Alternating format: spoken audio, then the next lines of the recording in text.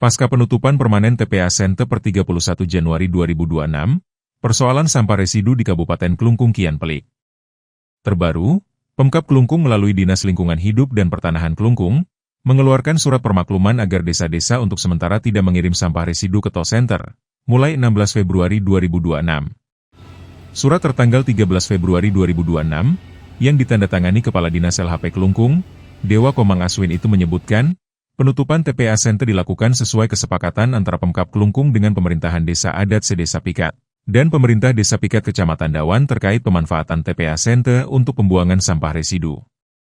Dalam surat tersebut ditegaskan, karena keterbatasan daya tampung TO Center serta belum adanya mesin pengolahan memadai, desa-desa diminta sementara menangani sendiri sampah residunya, sampai terrealisasinya kerja sama pengolahan dengan pihak ketiga. Kebijakan ini langsung menuai respon beragam dari para perbekal.